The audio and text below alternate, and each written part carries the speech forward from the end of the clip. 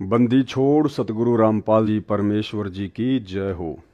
सत्य भाई और बहनों, परमपिता परमेश्वर सतगुरु रामपाल जी भगवान के आशीर्वाद से यथार्थ भक्ति बोध के सरलार्थ के ऊपर वीडियो बन रहे हैं। आज हमारा ये दूसरा वीडियो है और आज के वीडियो में आदरणीय गरीबदास जी महाराज जी की जीवन लीला के ऊपर परमपिता परमेश्वर सतगुरु रामपाल जी ने प्रकाश डाला है और हमने आदरणीय गरीबदास जी महाराज जी की जीवन लीला को बहुत ही ध्यान से पढ़ना चाहिए। पहली बात तो सतगुरु रामपाल जी भगवान ने अपने कर कमलों से लिखा है, इसको पढ़ने से भी हमें पुण्य की प्राप्ति होगी।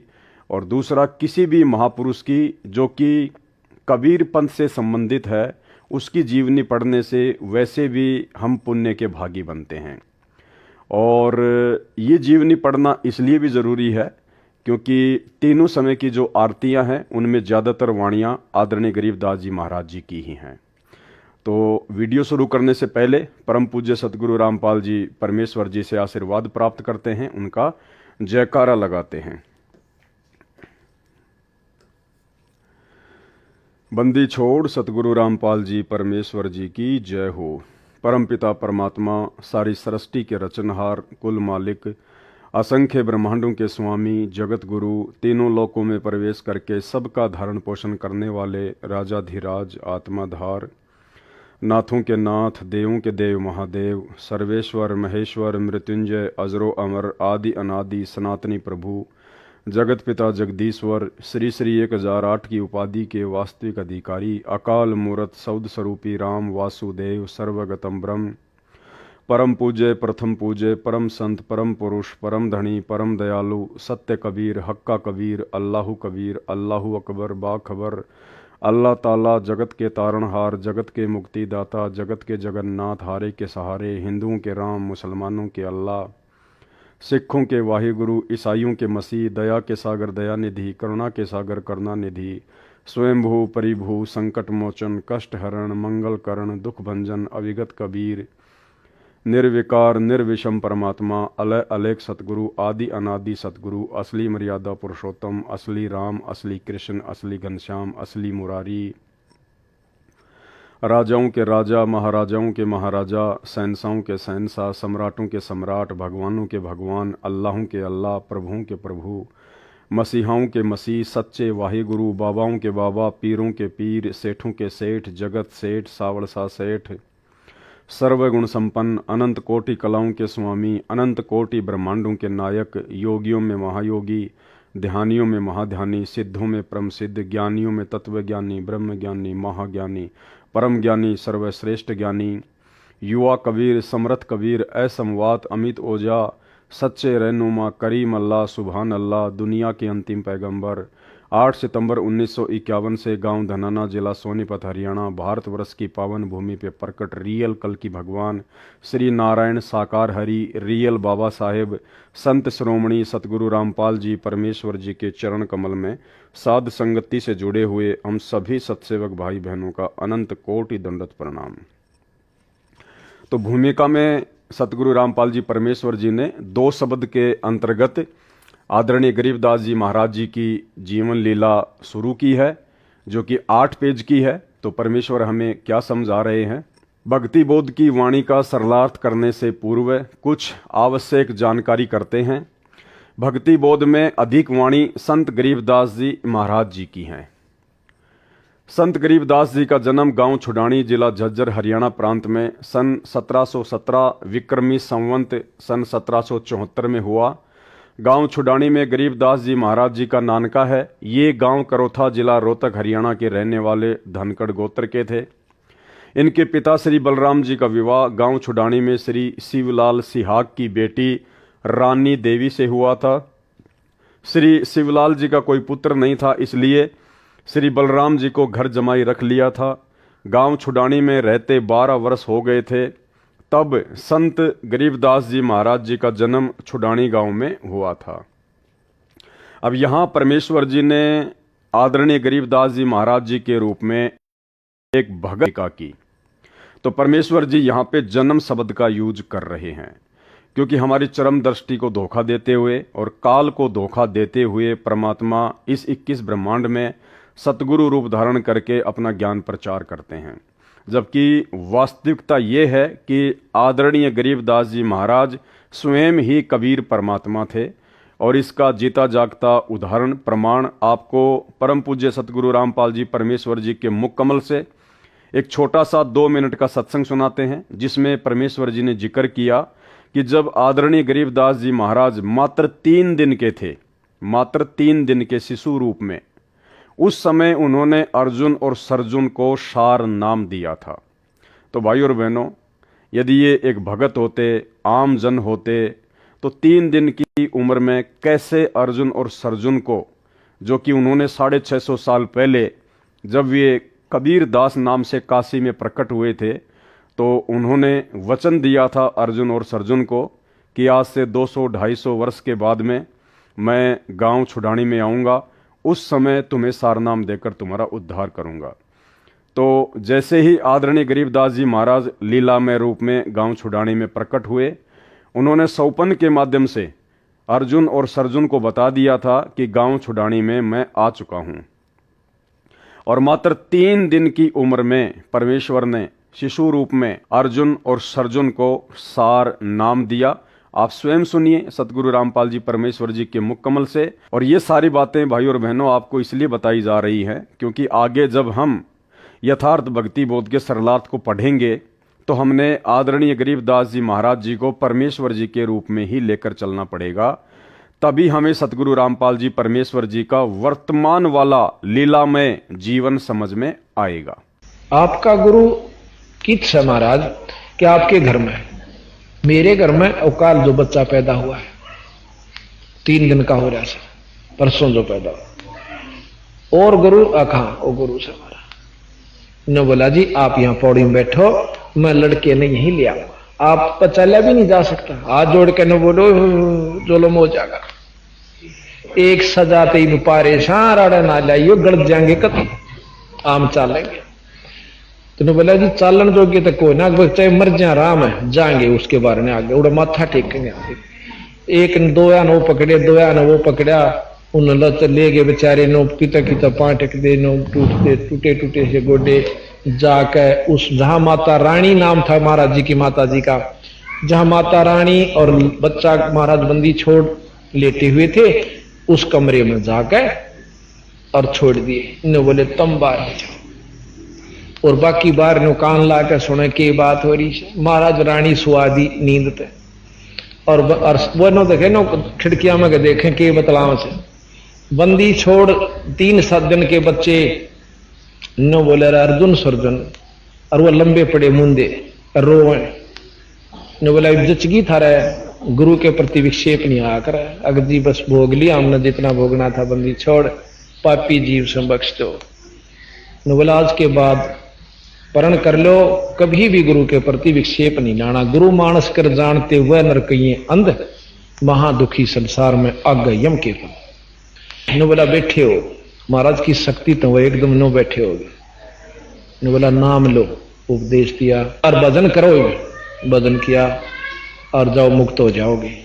इतना कह के उसने ठाके बलराम जी उनके पौड़ी में ले आए, 2-3 दिन वहां डटे, उसी समय शरीर त्याग कर सतलोक। गांव छुड़ानी में रहते 12 वर्ष हो गए थे तब संत गरीबदास जी महाराज जी का जन्म हुआ था। श्री शिवलाल जी के पास 2500 बीघा, बड़ा बीघा जो वर्तमान के बीघा से 2.75 बड़ा होता था, जमीन थी, जिसके वर्तमान में 1400 एकड़ जमीन बनती है। उस सारी जमीन के वारिस श्री बलराम जी हुए तथा उसके पश्चात उनके इकलौते पुत्र संत गरीबदास जी उस सारी जमीन के वारिस हुए। उस समय पशु अधिक पाले जाते थे, लगभग 150 गौवें थी, बलराम जी रखते थे। उनके चराने के लिए अपने पुत्र गरीबदास जी के साथ अन्य कई चरवा पाली गवाले किराए पर ले रखे थे। वे भी गौओं को खेतों में चराने के लिए ले जाया करते थे। जिस समय संत गरीबदास जी 10 वर्ष की आयु के हुए, वे गायों को चराने के लिए नला नामक खेत में गए हुए थे। फाल्गुन मास को सुदी द्वादशी के दिन लगभग 10 बजे परम अक्षर ब्रह्म एक जिंदा महात्मा के वेश में मिले, कंवारी गाय का दूध पिया, जिंदा वेशधारी परमात्मा से ग्वालों ने दूध पीने का आग्रह किया तो परमेश्वर ने कहा कि मैं कंवारी गाय का दूध पीऊंगा। गरीब एक बछिया जिसकी आयु 1.5 वर्ष की थी जिंदा बाबा के पास लाकर खड़ी कर दी। परमात्मा ने बछिया की कमर पर आशीर्वाद भरा हाथ रख दिया। बछिया के स्तन लंबे लंबे हो गए। एक मिट्टी के 5 किलोग्राम की क्षमता के पात्र को बछिया के स्तनों के नीचे रखा। स्तनों से अपने आप दूध निकलने लगा। मिट्टी का पात्र भर जाने पर दूध निकलना बंद हो गया। पहले जिंदा बाबा ने पिया, शेष दूध को अन्य ग्वालों को पीने के लिए कहा तो जो बड़ी आयु के ग्वाले संख्या में 10-12 थे कहने लगे कि बाबा जी, कंवारी गाय का दूध तो पाप का दूध होता है, हम नहीं पिएंगे। दूसरे, आप न जाने किस जाति के हो, आपका झूठा दूध हम नहीं पिएंगे। तीसरे, यह दूध आपने जादू जंत्र करके निकाला है, हम पर जादू जंत्र का कुप्रभाव पड़ेगा। भाई और बहनों, परमात्मा कहते हैं सकल पदार्थ है जगमाही और भाग बिना नर पावत नाही। तो इन आत्माओं के भाग्य में वो परमेश्वर जी का जिसको वो झूठा दूध समझ रहे थे वो अमृत दूध इनके भाग्य में नहीं था। यह कहकर जिस जांडी के वृक्ष के नीचे बैठे थे वहां से चले गए। दूर जाकर किसी पेड़ के नीचे बैठ गए।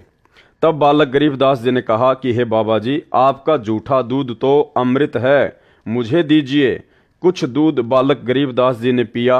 परमेश्वर जिंदा वेशधारी ने संत गरीबदास जी को ज्ञान उपदेश दिया, तत्व ज्ञान बताया। संत गरीबदास जी के अधिक आग्रह करने पर परमेश्वर ने उनकी आत्मा को शरीर से अलग किया और ऊपर के रूहानी मंडलों की सैर कराई। एक ब्रह्मांड में बने सर्वलोकों को दिखाया। श्री ब्रह्मा जी, श्री विष्णु तथा शिव जी से मिलाया। उसके पश्चात ब्रह्मलोक तथा श्री देवी दुर्गा का लोक दिखाया। फिर 10वें द्वार ब्रह्मरंध्र को पार करके ब्रह्मकाल के 21 ब्रह्मांडों के अंतिम छोर पर बने 11वें द्वार को पार करके अक्षर पुरुष के 7 संख्य ब्रह्मांड वाले लोक में प्रवेश किया। संत गरीबदास जी को सर्व ब्रह्मांड दिखाए, अक्षर पुरुष से मिलाया।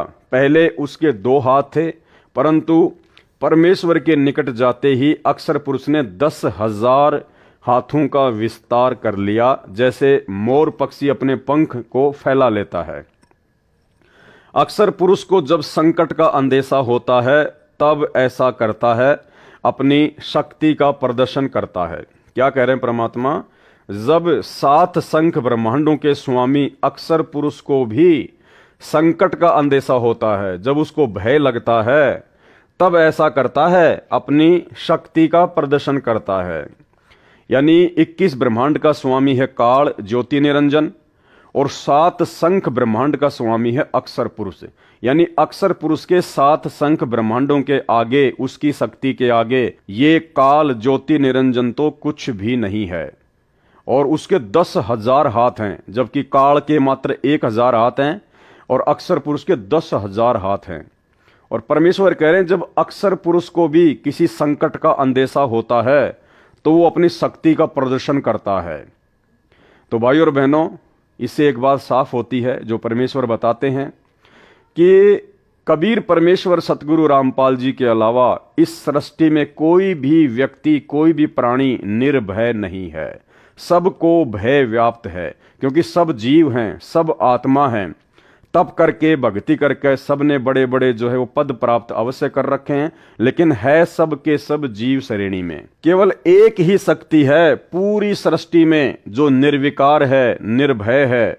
निर्विकार निर्भय तू ही और सकल भयमान, और सब पर तेरी साहिबी, तुझ पर साहिब नाय।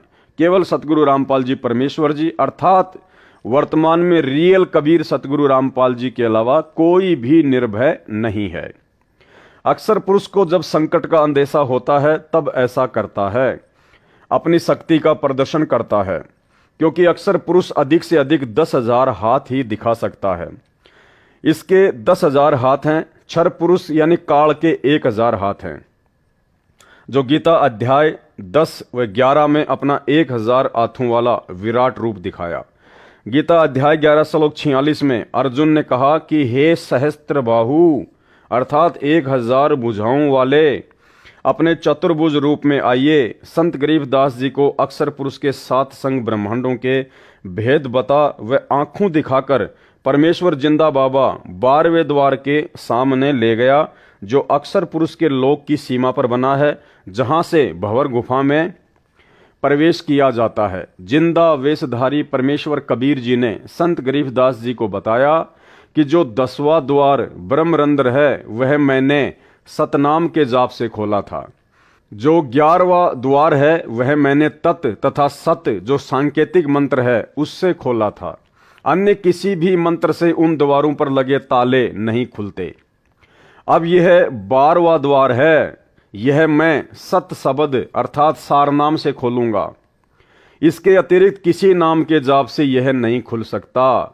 तब परमात्मा ने मन ही मन में सार नाम का जाप किया।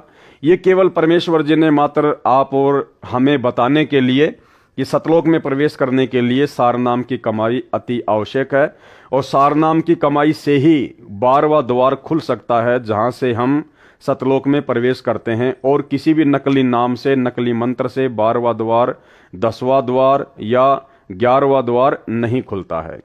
तब परमात्मा ने मन ही मन में सार नाम का जाप किया, 12वां द्वार खुल गया और परमेश्वर जिंदा रूप में तथा संत गरीबदास जी की आत्मा भंवर गुफा में प्रवेश कर गए।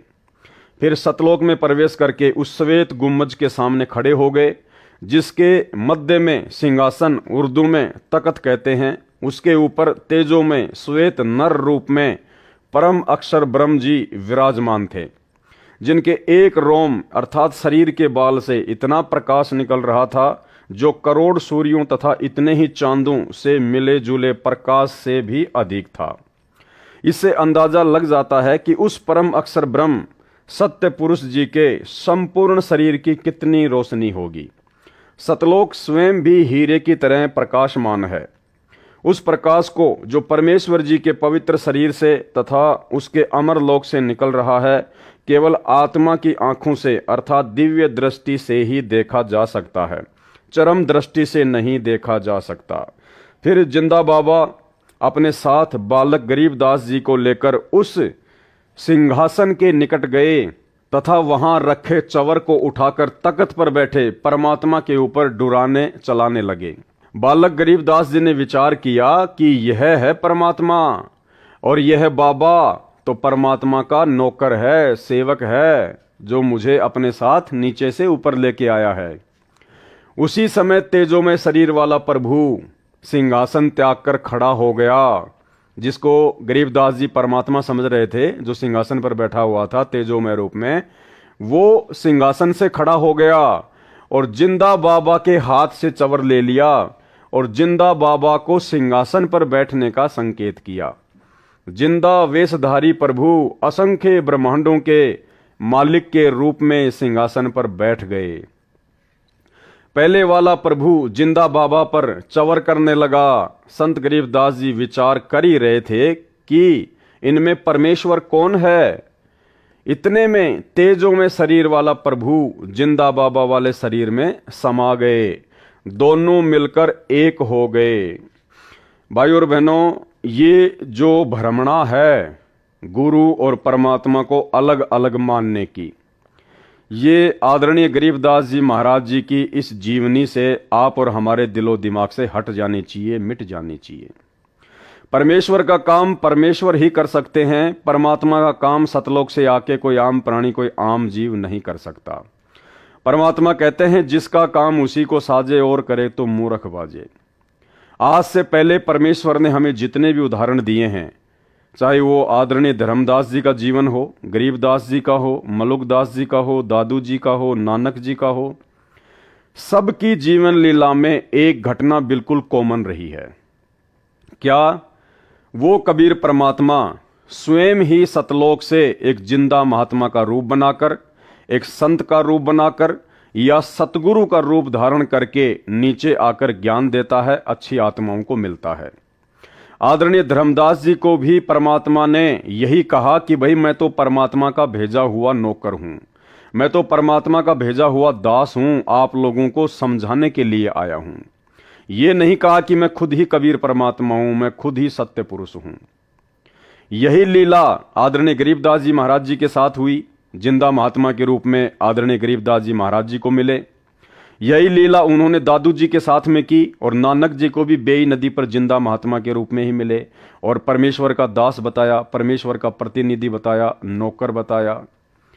और भाई बहनों, उसके बाद में जब वे महापुरुष उस जिंदा महात्मा के साथ में, जिसको वो मात्र एक बाबा समझ रहे थे, संत समझ रहे थे, परमात्मा का भेजा हुआ कोई दूत समझ रहे थे, जब वे सभी आत्माएं सतलोक देखने के लिए उनके साथ में जाती हैं, तो सबके साथ में यही लीला होती है, यही घटना घटित होती है। वहां जाते ही उन सब आत्माओं की चौंध टूट जाती है, उनका भ्रम निवारण हो जाता है।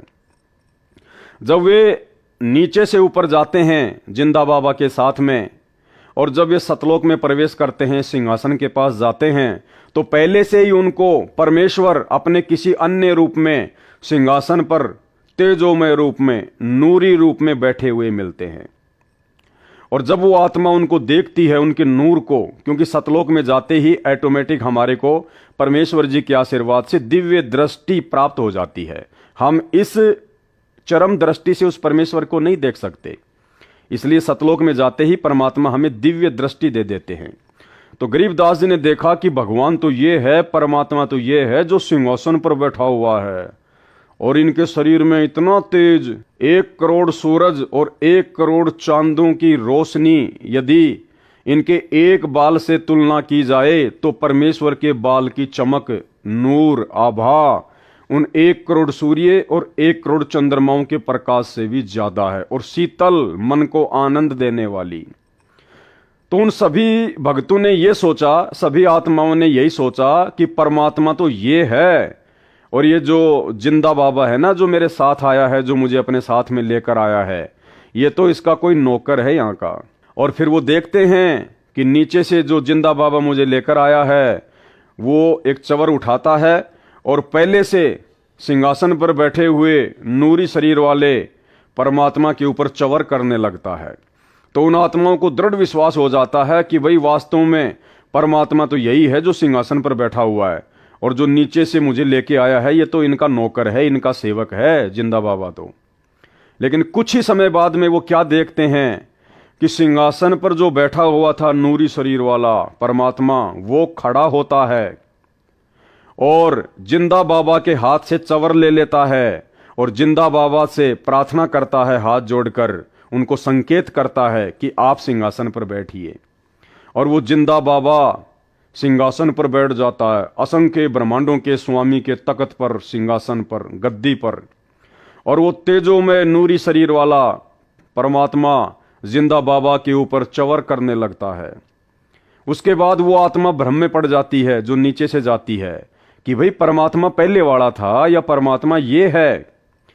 जब वो आत्मा ये सोच ही रही होती है, उसी समय वो तेजोमय शरीर जो जिंदा बाबा पे चवर कर रहा होता है, वो जिंदा बाबा के अंदर समा जाता है और अकेले वो जिंदा बाबा ही असंख्य ब्रह्मांडों के स्वामी के सिंहासन पर विराजमान रहते हैं। उसके बाद उस आत्मा का भ्रम निवारण हो जाता है कि नीचे जो जिंदा बाबा मुझे मिले थे, जो मुझे नीचे से ऊपर लेके आए हैं, ये तो स्वयं ही परमात्मा है, असंख्य ब्रह्मांडों के स्वामी है। ये कोई दो रूप नहीं है, ये किसी का नौकर नहीं है। भाई बहनों, यही घटना आदरणीय धर्मदास जी के साथ में घटी, यही घटना आदरणीय गरीबदास जी के साथ में घटी, यही घटना आदरणीय दादू जी के साथ में घटी, यही घटना आदरणीय मलुकदास जी और गीसा संत जी के साथ में घटी, और यही घटना आदरणीय नानक जी के साथ में घटी। और भाइयों और बहनों, इस घटना के माध्यम से परमात्मा आप और हमें समझाना चाहते हैं, क्योंकि ये सारी की सारी लीला, ये गरीबदास जी को निमित्त बनाना, गरीबदास जी के माध्यम से ये सदग्रंथ साहिब लिखवाना, ये प्रमाण देना, ये सारी की सारी बातें भाइयों और बहनों केवल आप और हम बिचली पीढ़ी वाले मंद बुद्धि भक्तों को ये यकीन दिलाने के लिए परमात्मा ने घटित की, ताकि अब हम इन सभी प्रमाणों को देखकर, इन लीलाओं को देखकर, इन घटनाओं को देखकर हम सहज में और आसानी से बिना किसी अपने गुरुदेव भगवान को परेशानी दिए समझ जाएं कि हमारे गुरुदेव भगवान स्वयं कबीर परमात्मा हैं। ये स्वयं असंख्य ब्रह्मांडों के स्वामी हैं, कबीर देव हैं, जो अनेक रूप धारण करके अनेक ब्रह्मांडों में अपनी लीला करते रहते हैं, जो तीनों लोकों में प्रवेश करके सबका धारण पोषण करते रहते हैं। यही परमात्मा यहाँ पर आज हमारे सतगुरुदेव जी के रूप में आए हुए हैं और यही परमात्मा अपने एक तेजोमय रूप में, नूरी रूप में, सतलोक में बैठकर असंख्य ब्रह्मांडों का संचालन कर रहे हैं।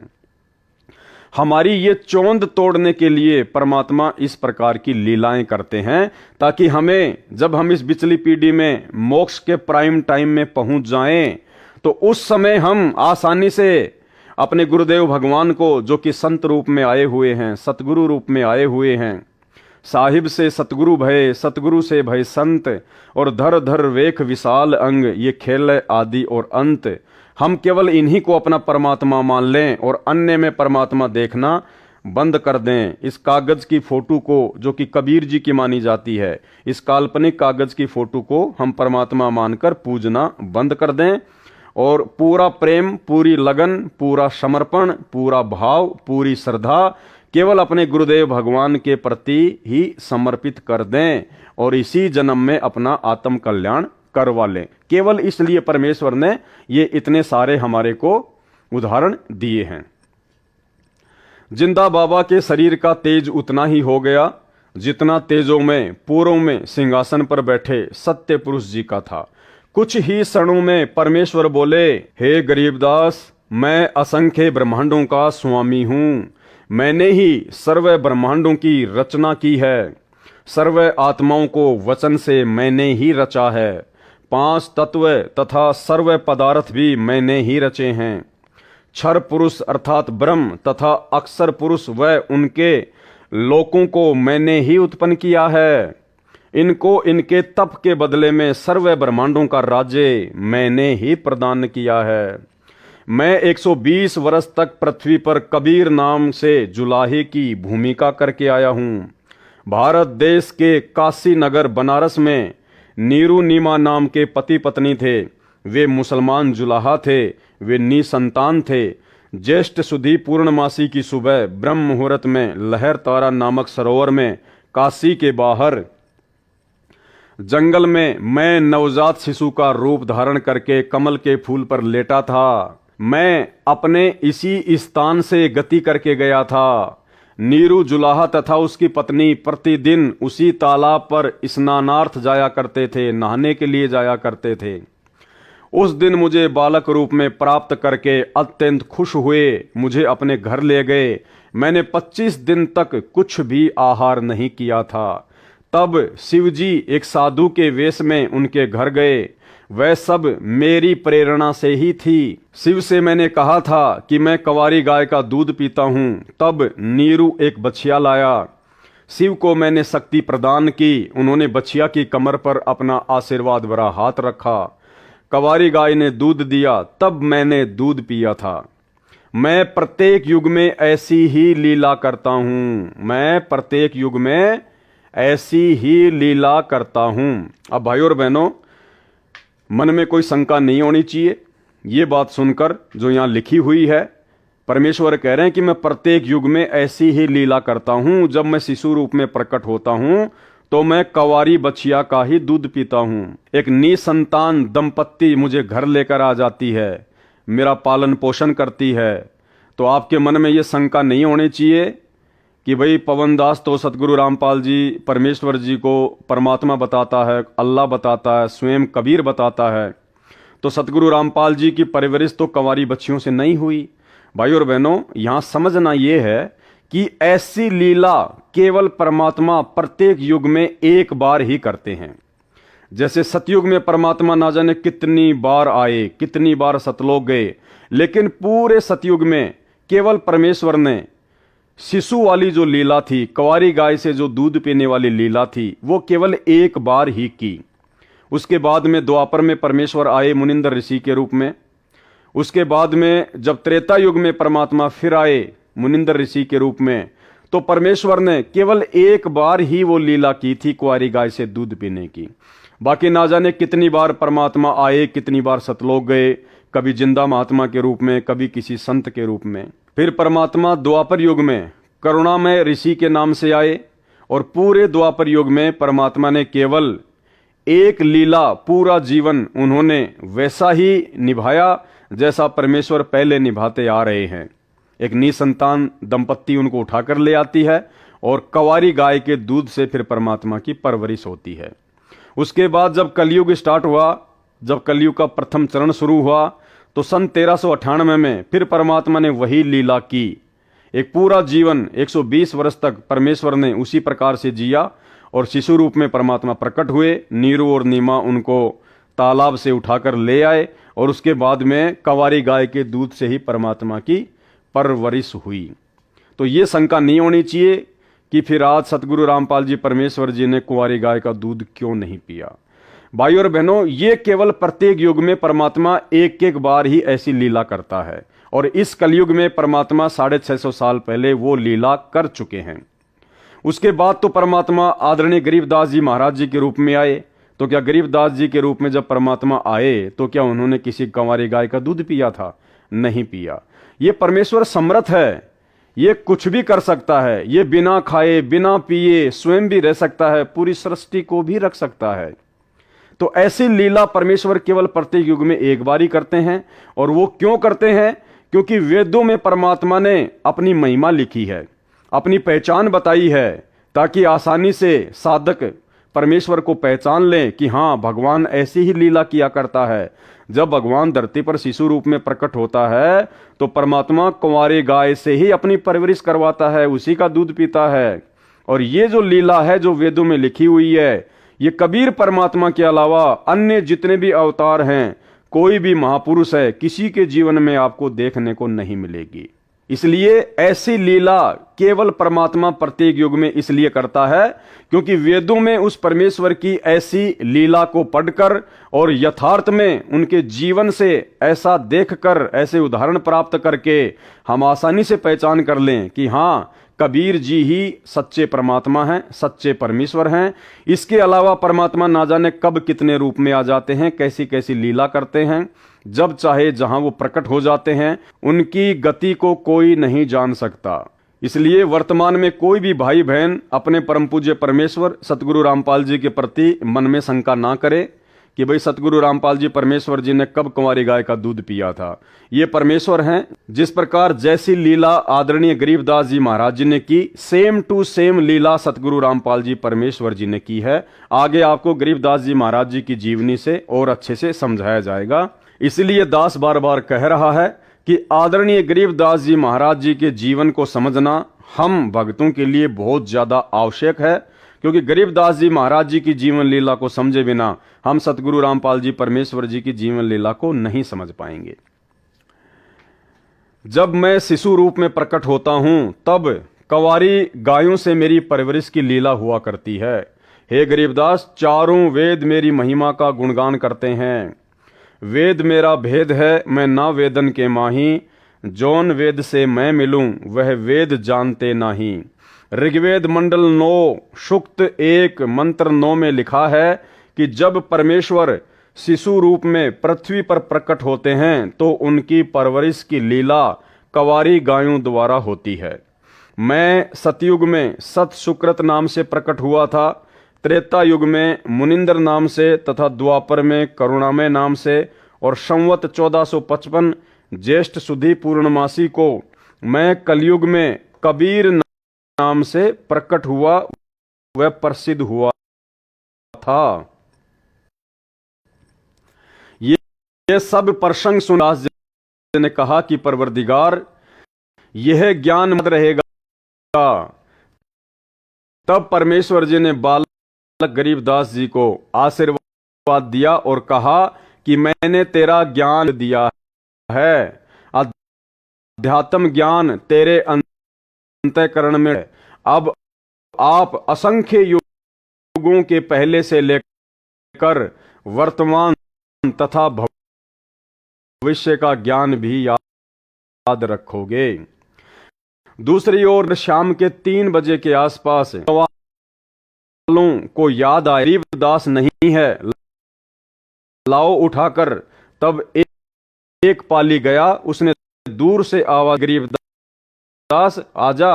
गायों के सामने खड़ा होकर अपनी बारी, हम बहुत देर से खड़े हैं। भगत गरीबदास जी नहीं बोले, और क्योंकि पृथ्वी पर तो केवल शरीर था, आत्मा तो ऊपर के मंडलों की थी। कट जाकर हाथ से शरीर को हिलाया तो शरीर जमीन पैसन पर स्थित था, या वो पर बैठा हुआ था। खा तो बास को मरा हुआ पाया। अन्य आए, उन छुड़ाने की ओर दौड़ा। उसे गना के रास्ते पर का, जिसके नीचे परमेश्वर जी जिंदा रूप में गरीबदास जी तथा अन्य पालियों के साथ बैठे थे। गांव कबलाना की सीमा के साथ वह खेत सटा हुआ था, जो छुड़ानी गांव का है, जो गरीबदास जी का अपना ही खेत था। वह स्थान गांव छुड़ानी से 1.5 किलोमीटर दूर है। गांव छुड़ानी में जाकर उस पाली ने गरीबदास जी के पिता, माता, नाना, नानी को सब हाल बताया कि एक बाबा ने कवारी गाय का दूध जादू मंत्र करके निकाला। वह दूध हमने तो पिया नहीं, बालक गरीबदास ने पी लिया। हमने अभी देखा तो वह मर चुका है। बच्चे के शव को चिता पर रखकर अंतिम संस्कार की तैयारी कर दी। उसी समय परमेश्वर कबीर जी ने कहा, हे गरीबदास, आप नीचे जाओ, आपके शरीर को नष्ट करने जा रहे हैं। संत गरीबदास जी ने नीचे देखा तो यह पृथ्वी लोक सतलोक की तुलना में नरक लोक के समान दिखाई दे रहा था। जब संत गरीबदास जी ने सतलोक से नीचे देखा अपनी दिव्य दृष्टि से, क्योंकि परमेश्वर ने उनको आशीर्वाद दे दिया था, तो सतलोक की तुलना में परमात्मा कह रहे हैं कि ये पृथ्वी लोक, ये किस ब्रह्मांड ऐसा है जैसे कूड़ा करकट, कूड़े का ढेर, गंदगी, नरक।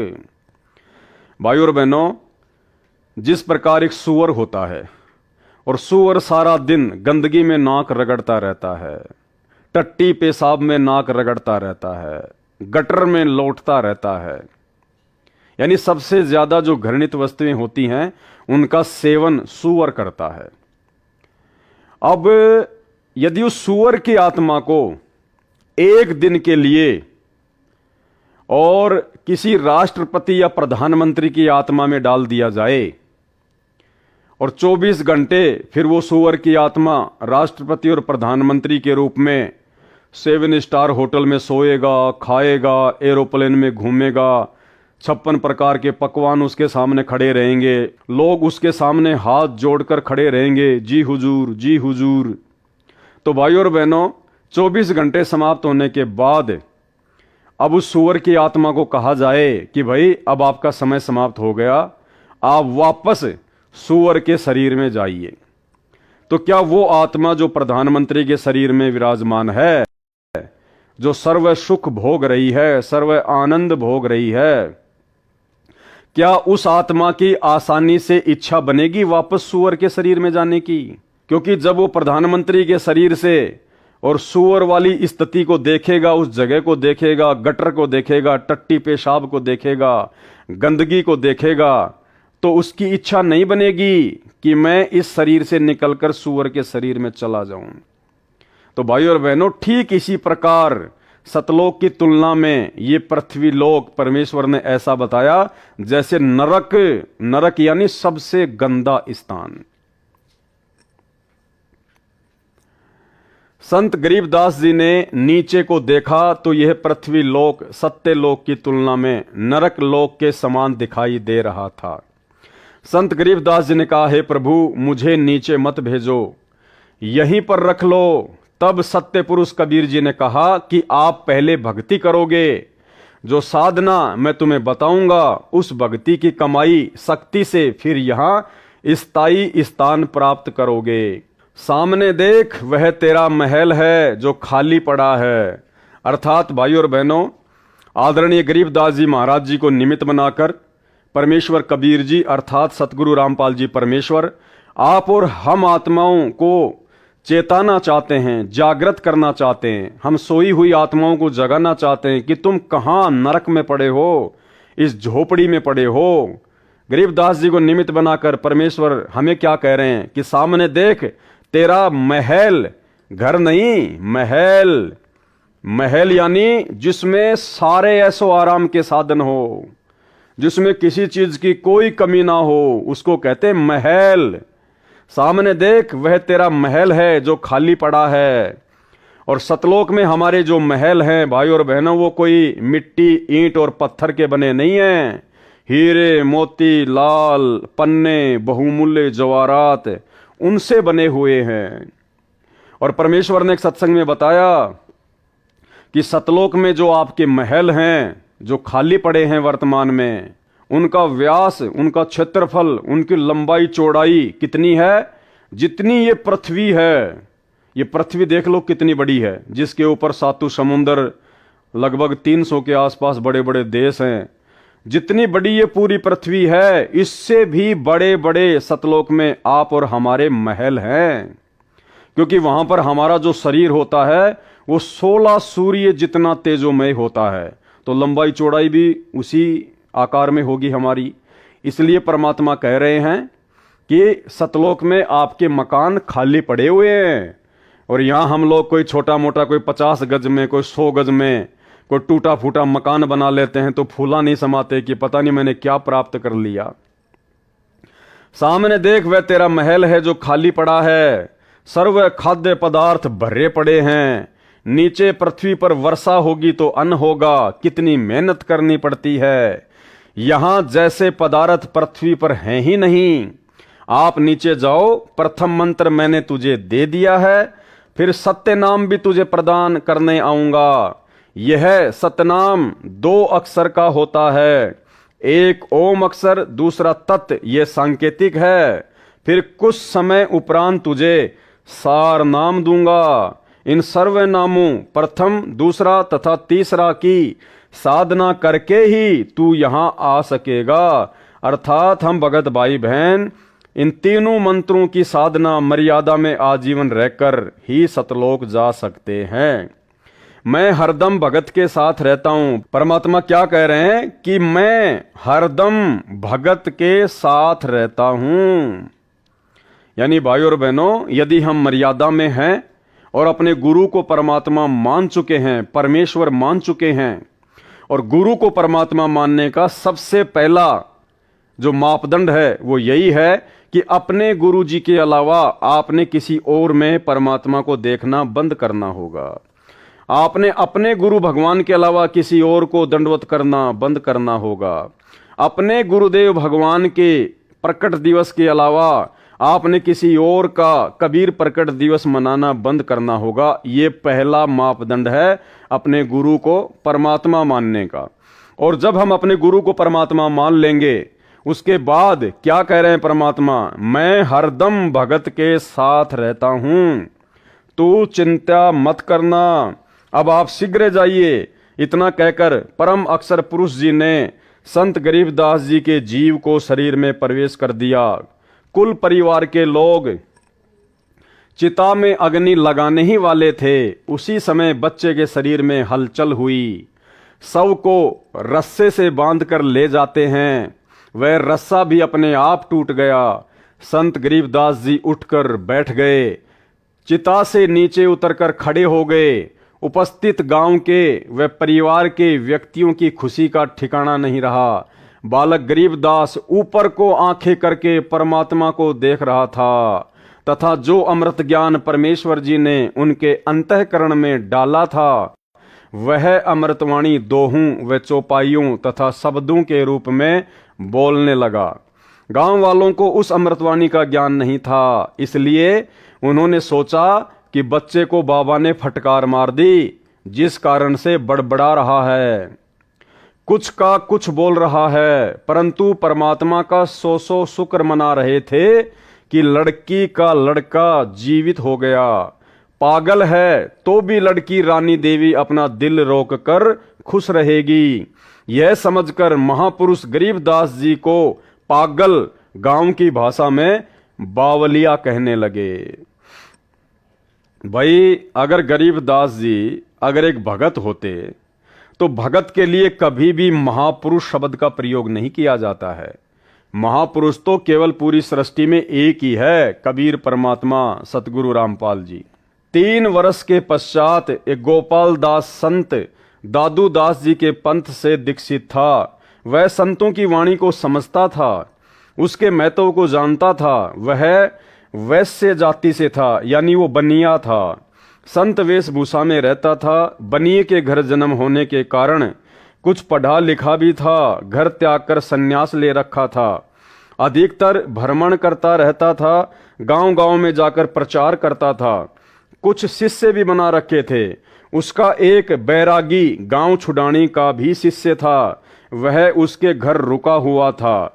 उस शिष्य ने संत गोपाल दास जी से कहा कि हे गुरुदेव, हमारे गांव के चौधरी का दोहता यानी लड़की का लड़का किसी साधु की फटकार से पागल हो गया है। वह तो मर गया था, चिता पर रख दिया था। लड़की रानी की किस्मत से बच्चा जीवित हो गया, परंतु पागल हो गया। सब जगह झाड़ फूक करने वालों से भी इलाज करा लिया। अन्य दवाई पागलपन दूर करने की भी बहुत खिला ली, लेकिन कोई राहत नहीं मिली। उस शिष्य ने वह सर्व घटना भी बताई जो कवारी गाय का दूध निकलवाकर बच्चे गरीब दास जी को पिलाने की घटित हुई थी।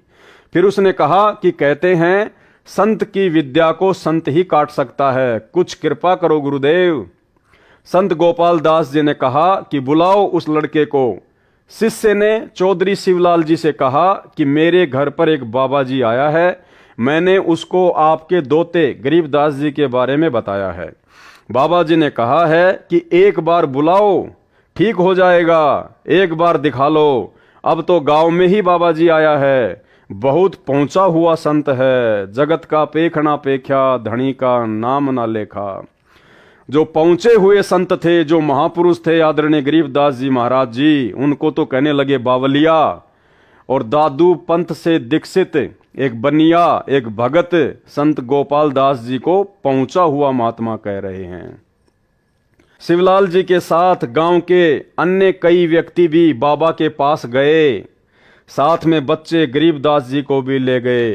संत गोपाल दास जी ने बालक गरीबदास जी से प्रश्न किया कि बेटा, वह कौन बाबा था जिसने तेरा जीवन बर्बाद कर दिया। प्रिय पाठकों से यहाँ पर यह बताना अनिवार्य है कि संत गोपाल दास जी संत दादू दास जी के पंथ से दीक्षित थे। संत दादू जी को भी संत गरीबदास जी की तरह 7 वर्ष की आयु में बाबा जिंदा के वेश में परमेश्वर कबीर जी मिले थे। दादू जी संत को भी परमेश्वर शरीर से निकालकर सत्यलोक लेकर गए थे। संत दादू जी 3 दिन रात अचेत अवस्था में रहे थे। तीसरे दिन वापस सचेत हुए तो कहा था कि मैं परमेश्वर कबीर जी के साथ अमर लोक गया था। वह आलम बड़ा कबीर है, वह सबको रचने वाला है, सर्व सृष्टि का रचनहार है। कहा कि जिन मोकों निज नाम दिया, सो ही सतगुरु हमार, दादू दूसरा कोई नहीं, कबीर सिरजनहार। दादू नाम कबीर की, जय कोई लेवे ओट, उनको कभू लागे नहीं, काल बजर की चोट। अब ही तेरी सब मिटे, काल कर्म की पीड़, श्वास उसास सुमर ले, दादू नाम कबीर। केहरी नाम कबीर का, विषम काल गजराज, दादू भजन प्रताप से, भाग गए सुनत आवाज। इस प्रकार दादू जी के ग्रंथ में वाणी लिखी है। गोपाल दास इस बात को जानता था कि दादू जी को बूढ़ा बाबा के रूप में परमात्मा मिला था। दादू जी मुसलमान तेली था, इसलिए मुसलमान समाज कबीर का अर्थ बड़ा करता है, जिस कारण से काशी वाले जुलाहे कबीर को नहीं मानते। दादू पंथी कहते हैं कि कबीर का अर्थ है बड़ा भगवान, अल्लाहु कबीर, अल्लाह अकबीर कहते हैं। इसी प्रकार श्री नानक देव जी सुल्तानपुर शहर के पास बह रही बेई नदी में स्नान करने गए। परमात्मा जिंदा बाबा के रूप में उस समय मिले थे। उनको भी 3 दिन तक अपने साथ रखा था। सचखंड यानी सतलोक लेकर गए थे, फिर वापस छोड़ा था। एक अब्राहिम सुल्तान अधम नाम का बलक बुखारे शहर का राजा था, इराक देश का रहने वाला था। उसको भी परमात्मा जिंदा बाबा के रूप में मिले थे। उसका भी उद्धार कबीर परमेश्वर जी ने किया था। संत गोपाल दास ने बच्चे गरीबदास जी से प्रश्न किया था कि तेरे को कौन बाबा मिला था जिसने तेरा जीवन बर्बाद कर दिया। संत गरीबदास जी ने उत्तर दिया था कि हे महात्मा जी, जो बाबा मुझे मिला था उसने मेरा कल्याण कर दिया, मेरे जीवन को आबाद कर दिया, वह पूर्ण परमात्मा है। गरीब हम सुल्तानी नानक तारे, दादू को उपदेश दिया, जाति जुलाहा भेद न पाया, काशी माहे कबीर हुआ। गरीब अनंत कोटि ब्रह्मांड का एक रति नहीं भार, सतगुरु पुरुष कबीर है कुल के सृजनहार। गरीब सब पदवी के मूल हैं, सकल सिद्धि हैं तीर, दास गरीब सतपुरुष भजो अविगत कला कबीर। गरीब अजब नगर में ले गए हमको सतगुरु आन, झिलके बिंब अगाध गति हम सूते चादर तान। गरीब सौद स्वरूपी उतरे सतगुरु सत्य कबीर, दास गरीब दयाल है डिगे बंधावे धीर। गरीब अलल पंख अनुराग है सुन मंडल रहे थीर, दास गरीब उधारिया सतगुरु मिले कबीर। गरीब परपट्टन वह लोक है जहां अदली सतगुरु सार, भक्ति हेत से उतरे पाया हम दीदार। गरीब ऐसा सतगुरु हम मिला है जिंदा जगदीश, सुन विदेशी मिल गया छत्र मुकुट है शीस। गरीब जमजोरा जांसे डरे धर्मराय धर धीर, ऐसा सतगुरु एक है अदली असल कबीर। गरीब माया का रस पिय कर हो गए डामाडोल, ऐसा सतगुरु हम मिला ज्ञान योग दिया खोल। गरीब जमजोरा जांसे डरे मिटे कर्म के लेख, अदली असल कबीर हैं कुल के सतगुरु एक। संत गरीबदास जी को कौन मिला था? बाबा जी को उसका परिचय दिया, जो ऊपर लिखी वाणी से स्पष्ट होता है कि जिस परमेश्वर कबीर जी ने हम सबको संत गरीबदास, संत दादूदास, संत नानक देव तथा राजा अब्राहिम सुल्तानी आदि आदि को पार किया, वह भारतवर्ष के काशी शहर में कबीर जुलाहा नाम से प्रसिद्ध हुआ। वह अनंत कोटि ब्रह्मांडों का सर्जनहार है, वह मुझे मिला था। यह उपरोक्त वाणी बोलकर संत गरीबदास 13 वर्षीय बच्चा चल पड़े। संत गोपाल दास जी समझ गए कि वह कोई सामान्य बच्चा नहीं है, यह तो परमात्मा से मिला है, ऐसी अमृतवाणी बोल रहा है, इस वाणी को लिखना चाहिए। यह विचार करके बालक गरीबदास के पीछे पीछे चल पड़ा और कहने लगा, हे गांव वालों, ये बालक पागल नहीं है, तुम पागल हो। ये क्या बोल रहा है तुम समझ नहीं सके। मुझे पता चला है यह बच्चा तो अवतार है प्रभु का, इसको तो जिंदा बाबा के रूप में स्वयं भगवान मिले थे। इसी प्रकार हमारे पूज्य दादू साहिब जी को भी मिले थे। दादू जी की सब वाणी लिखी नहीं गई थी, अब इस बच्चे से सारी वाणी लिखवाऊंगा, मैं खुद लिखूंगा। ये वाणी कलयुग में अनेकों जीवों का कल्याण करेगी। संत गोपाल दास जी के बार बार आग्रह करने पर संत गरीबदास जी ने कहा, गोपाल दास जी यदि पूरी वाणी लिखे तो मैं लिखवाऊं, कहीं बीच में छोड़े तो नहीं लिखाऊंगा। संत गोपाल दास जी ने कहा, महाराज जी मैं तो घर से निकल चुका हूं परमार्थ और कल्याण कराने के लिए। मेरी 62 वर्ष की आयु हो चुकी है, मुझे इससे अच्छा कोई कार्य नहीं है, आप कृपा करें। तब संत गरीबदास जी तथा संत गोपाल दास जी बेरी के बाग में एक जांडी के नीचे बैठकर वाणी को लिखवाने लगे। वह बेरी का बाग संत गरीबदास जी का अपना ही था। उस समय छुडानी गांव के आसपास रेतीला क्षेत्र था, जैसे राजस्थान में है। वहां पर जांडी के वृक्ष अधिक होते थे, उनकी छाया का ही प्रयोग अधिक किया जाता था। इस प्रकार संत गरीबदास जी ने परमात्मा से प्राप्त तत्व ज्ञान आंखों देखा हाल वाणी रूप में बोला तथा संत गोपाल दास जी ने लिखा।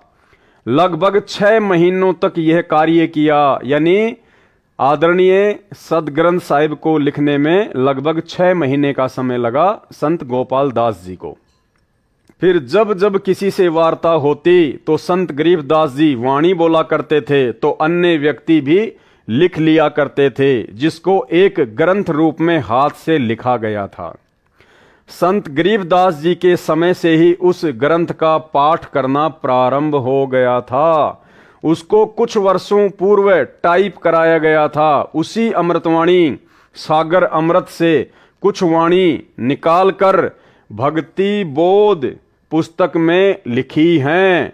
यानी जिस भक्ति बोध का अब परमेश्वर आगे खुलासा करेंगे, उसी अमृतवाणी सागर अमृत से कुछ वाणी निकालकर भक्ति बोध पुस्तक में लिखी हैं। इसके अतिरिक्त परमेश्वर कबीर जी ने जो सूक्ष्म वेद अपने मुख कमल से बोला था, कबीर सागर, उस अमृत सागर कबीर सागर से निकालकर इसी भक्ति बोध पुस्तक में लिखी हैं। उस अमृतवाणी का अब सरलार्थ प्रारंभ किया जाता है। यानी भाइयों और बहनों, अभी तक आपने ये जो 2 वीडियो देखे हैं, इन 2 वीडियो में परमेश्वर जी ने भक्ति बोध पुस्तक का सरलार्थ करने से पहले केवल एक भूमिका बनाई है।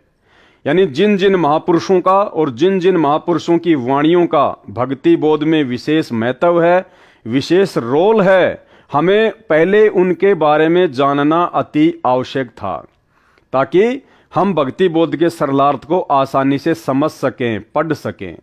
तो अभी तक तो परमेश्वर ने केवल एक भूमिका सी तैयार की है, जिसके ये 2 वीडियो बने हैं। तो कल रात्रि 9 बजे सभी भाई बहन लाइव जुड़िए। तब तक के लिए हम सभी भाई बहन परमपिता परमेश्वर सतगुरु रामपाल जी भगवान से इजाजत लेते हैं। बंदी छोड़ सतगुरु रामपाल जी परमेश्वर जी की जय हो।